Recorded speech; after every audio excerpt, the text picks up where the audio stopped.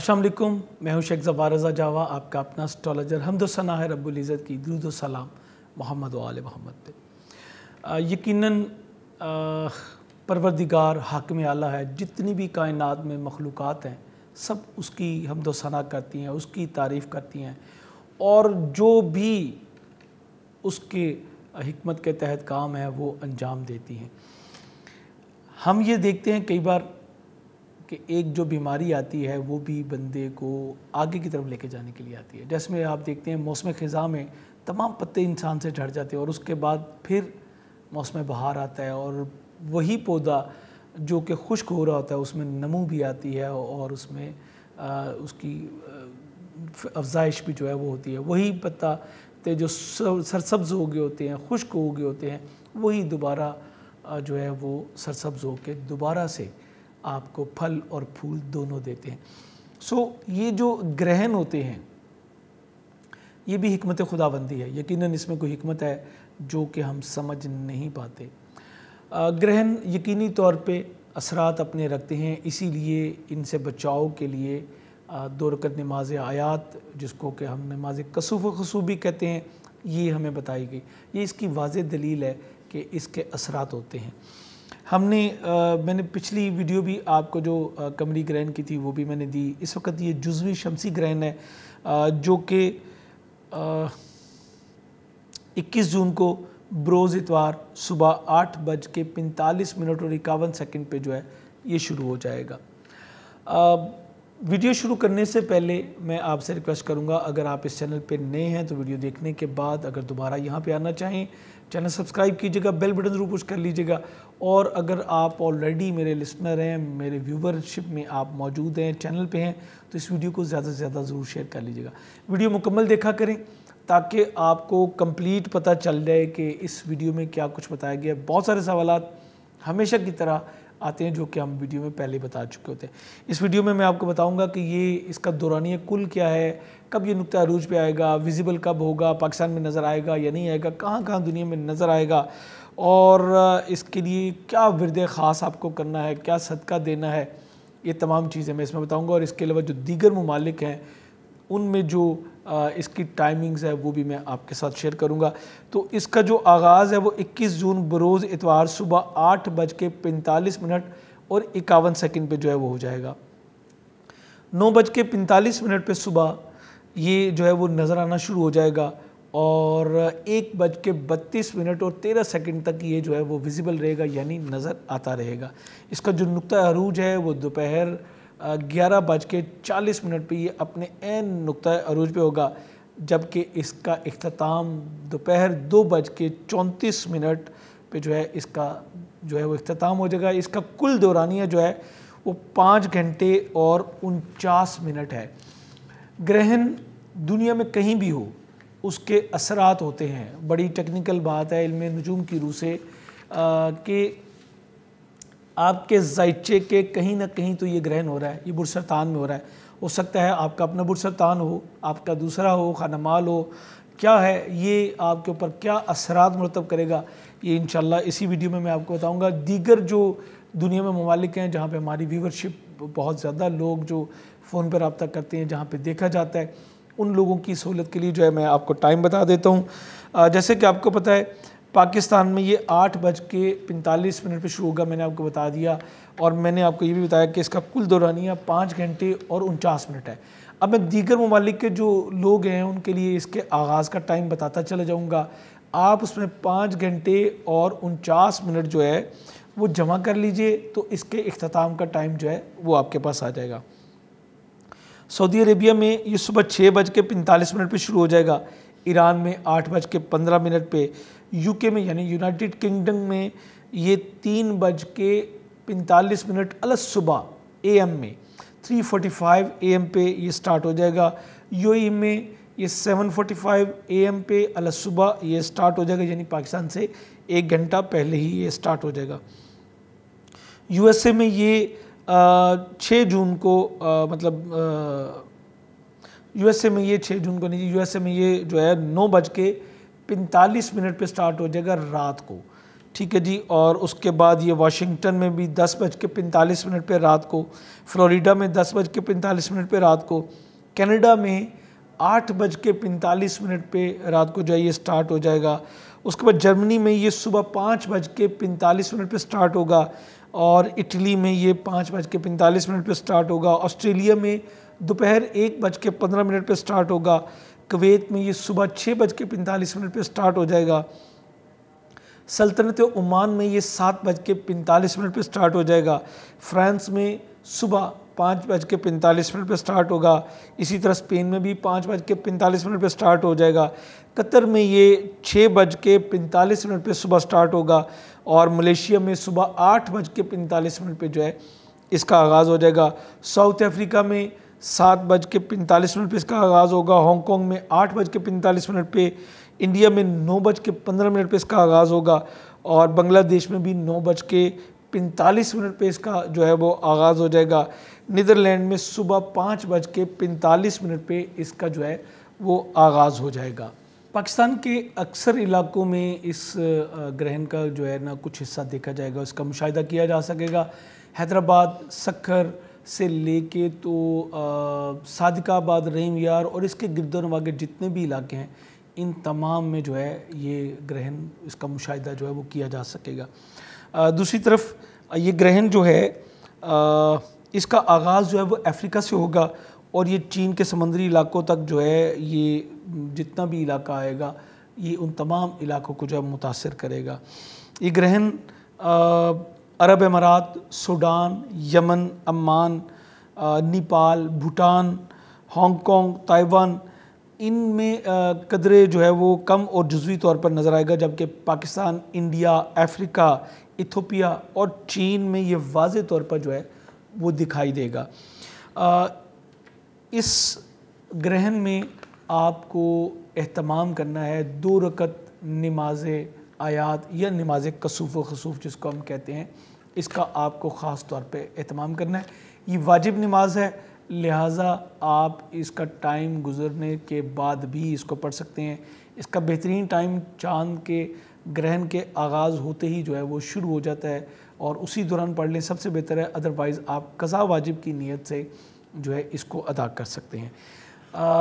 सदका 10 किलो या 1 किलो आपकी हस्बे इस्तिताअत है। दाल चना या गंदम का सदका दें। दाल चना या गंदम का सदका 10 किलो दें या 1 किलो दें। ये एक फ़र्द का सदका है, और अगर आप ये भी खुदा न खास्ता अफोर्ड नहीं करते तो भले 1 मुट्ठी दें, लेकिन दें ज़रूर। इसको लाजमी तौर पे आपने सदका देना है।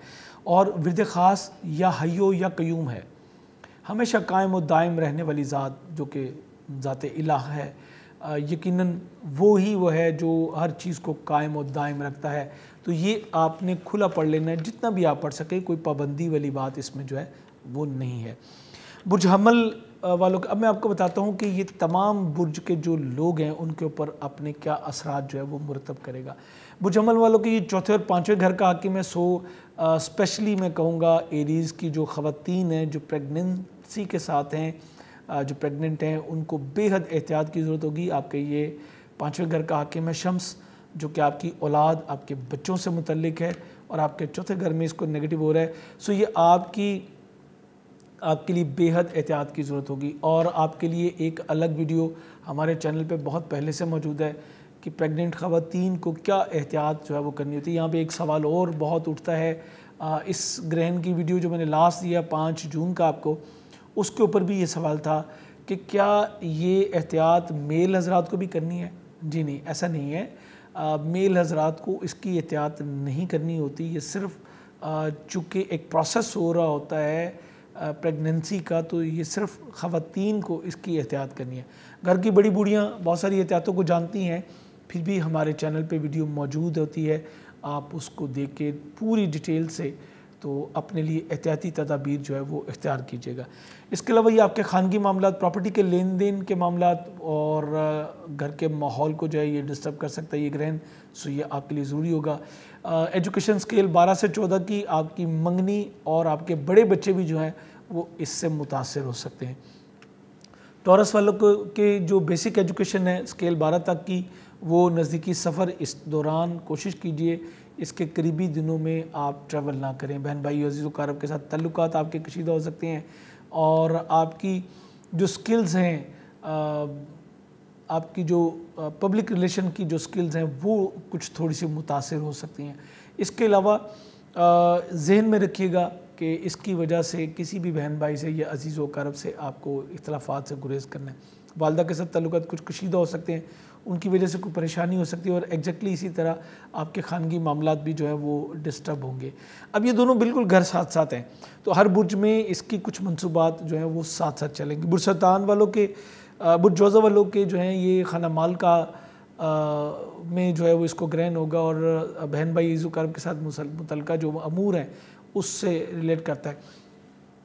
आपको अपने मिजाज को बैलेंस रखना पड़ेगा। इस दिन आपकी इज़्ज़त शोहरत को जब वो नुकसान पहुंच सकता है, कोई ब्लेम, कोई इंक्वायरी, इस तरह की चीज़ें आपके आगे आ सकती हैं। इसके अलावा आपको भी नज़दीकी सफ़रों में बहुत एहतियात करनी होगी। तहरीर और तकरीर के मामलात इन दिनों में अगर आप रोक सकें तो बहुत अच्छा है, अदरवाइज़ आपको कम अज़ कम बहुत केयर के साथ अपने मामलात को रीचेक करके चलाना होगा, चूँकि दूसरी तरफ 18 जून से आपका अपना रूलिंग प्लैनेट मरकरी यानी कि सितारा अतारत भी जो है वो रिजत में जा चुका होगा।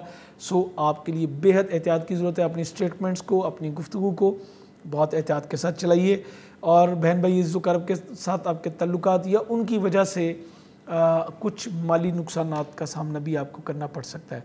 मोहतात रहिएगा, लेन देन से गुरेज़ करें तो ये ज़्यादा बेहतर होगा। बुर्ज सरतान के पहले घर में इज़्ज़त वक़ार और सेल्फ़ कॉन्फिडेंस इसको मुतासर कर सकता है और आपकी पब्लिक इमेज को, आपके फ़ाइनेंशियल मामलात को, आपकी माशी पोजीशन को जो है ये मुतासर करेगा। लियो के ये पहले घर का हाकिम है और 12वें घर में इसको जो है हो रहा है। आपके लिए बेहद एहतियात की ज़रूरत है चूँकि आपका अपना रूलिंग प्लैनेट है शम्स।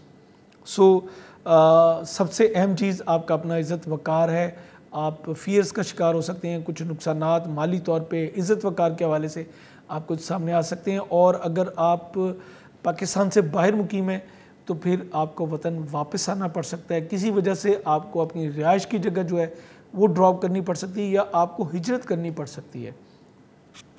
विरगो के ये 11वें और 12वें घर को मुतासिर कर रहा है। 11वां घर आपकी ख्वाहिशात की तकमील है, दोस्त अहबाब हैं, कारोबारी तौर पे लिए गए हुए आपके स्टेप्स हैं, जो आपके गेंस हैं, जो आपके गोल्स हैं, ये उनको मुतासिर कर रहा है और एग्जैक्टली इसी तरह ये आपके खुफिया दुश्मनों से भी आपकी जान छुड़ाएगा। ये आपके लिए एक प्लस भी है। लियो वालों के लिए भी ऐसा ही था। लियो वालों को भी ये खुफिया दुश्मनों को जो है उनको डैमेज करेगा, खुफिया साजिशों को ख़त्म करेगा, लेकिन नुकसानात का सामना बहरहाल आपको करना पड़ सकता है। इसी तरह विरगो वालों को भी जो है वो बैरून मुल्क अगर मुकीम है तो आपको भी वापस आना पड़ सकता है। लिब्रा के ये 10th और 11th हाउस को डिस्टर्ब कर रहा है। आपका कैरियर, रोज़गार, आपकी मदर इन लॉ, आपके वालिद, आपके सीनियर्स के साथ इख्तलाफात, आपकी ख्वाहिशात की तकमील, आपके दोस्त अहबाब और आपके जो गोल्स हैं वो इसकी वजह से डैमेज हो सकते हैं। तो बर वक्त सदका दीजिए और नमाज कसूफ पढ़िए, इंशाअल्लाह आप परवरदिगार के अमान में रहेंगे। स्कॉर्पियंस के 9वें घर और 10वें घर को डिस्टर्ब कर रहा है। सोसालिज़ वक़ारब, दूर दराज के अगर आपने सफ़र प्लान किए हैं, अगर आपने वीज़ा अप्लाई किया हुआ है तो उसका जवाब मनफी में आ सकता है और आपके स्पाउस के जो बहन भाई हैं उनके साथ आपके तल्लुकात कशीदा हो सकते हैं। मजहबी मामलात आपके जो है वो मुतज़लज़ल हो सकते हैं। इसी तरह आपका कैरियर, रोज़गार, आपकी मदर इन लॉ के साथ आपके तल्लुकात, आपके वालिद के साथ आपके तल्लुकात और कैरियर के हवाले से कोई बड़े जो आपके गोल्स थे, जो प्रोजेक्ट्स थे, उनमें आपको रुकावट का सामना करना पड़ सकता है। सेक्रेटेरियस के ये 8th हाउस का और 9th हाउस को जो है वो डिस्टर्ब कर रहा है। आपके लिए भी कोई बहुत अच्छी सूरत हाल तो मैं नहीं कहूँगा कि आपके लिए भी है। 8th हाउस मैंने कई बार आपको बताया कि ये ज़ायचे का सबसे नाजुक पार्ट होता है। आपको लाजमी तौर पे अपने घर में क़याम करना चाहिए और किसी भी किस्म की ट्रैवल से आपको गुरेज़ करना है, लड़ाई झगड़े फसाद से, इन चीज़ों से आपको गुरेज़ करना है। और इसी तरह आपके भी अपने सोसालिज़ वक़ारब के साथ जो है वो या वीज़ा वगैरह कोई मसला है, बैरून मुल्क से आपके कोई कॉन्टैक्ट्स जो हैं वो डैमेज हो सकते हैं इसी की वजह से। कैप्रिकॉन्स यानी कि बुर्जदी वालों के शराकती अज़दवाजी ताल्लुकात और इसके अलावा आपके जो दूसरों के साथ मामलात हैं, जो वरासती मामलात हैं, कुछ आपने कोई कर्ज़ वगैरह अप्लाई किया हुआ था तो उसका जवाब भी जो है वो मनफी सूरत में आ सकता है। आपकी शरीक हयात की सेहत ये भी आपको जो है वो कुछ मुतासर कर सकती है, और इसी तरह आपको भी एहतियात करनी होगी। ट्रैवल वगैरह करने से आप भी गुरेज करें। लड़ाई झगड़ा फसाद इस तरह की कोई चीज़ आपने कम से कम इसके एक दिन पहले और एक दिन बाद तक जो है इस ऐसी किसी चीज़ से भी आपने जो है कतई तौर पर गुरेज करना है। दलू वालों के छठा घर सेहत और जॉब, मुलाजमीन, यहाँ से आपको मुतासर हो सकते हैं, और आपके शराकती अज़वाजी ताल्लुकात भी जो है इसकी वजह से डैमेज हो सकते हैं, और इसी की वजह से आपके माबैन जो है वो कशीदगी इस हद तक बढ़ सकती है कि खुदा न खास्ता बात जो है वो अलहदगी तक भी जा सकती है। पाइसेस वालों के पाँचवां घर और छठा घर स्पेशली आपकी जो एजुकेशन स्केल 12 से 14 की है, और इनामी स्कीमों में आपकी पार्टिसिपेशन, कोई इनाम निकलने की जो तवक्कुआत हैं वो ख़त्म होती चली जाएंगी, और इसके अलावा बच्चों की वजह से कुछ मसाइल जो हैं वो आपको सामने आएंगे, और इसी की वजह से आपकी अगर आप कोई पाइसेस लेडी हैं और प्रेगनेंसी है तो आपको भी बेहद एहतियात करने की ज़रूरत होगी ताकि आप इस चीज़ से महफूज रह सकें। और ये छठे घर को भी मुतासिर कर रहा है, तो इस तरह आपकी सेहत मुतासिर होने के भी बहुत ज़्यादा इम्कानात मौजूद हैं। आपकी जॉब, आपकी सेहत, आपको मुलाजमिन की तरफ से कुछ नुकसानात का सामना करना पड़ सकता है। इन सब चीज़ों से बचने के लिए लाजमी होगा कि आपको जो मैंने सदका बताया और जो 2 रकात नमाज कसूफ, नमाज आयात है, इसको ज़रूर अदा करें। ये डिस्प्ले पे हम देते हैं, और इसके अलावा आप व्हाट्सएप पे हमसे ले सकते हैं, फेसबुक पे आप हमसे ले सकते हैं, कहीं भी आप जो है वो ले सकते हैं। परवरदिगार आप सबको अपनी अमान में रखे। वीडियो को लाइक और शेयर ज़रूर कीजिएगा ताकि सब लोग इससे मुस्तफ़ीद हों। इजाज़त चाहूँगा। अल्लाह हाफ़िज़।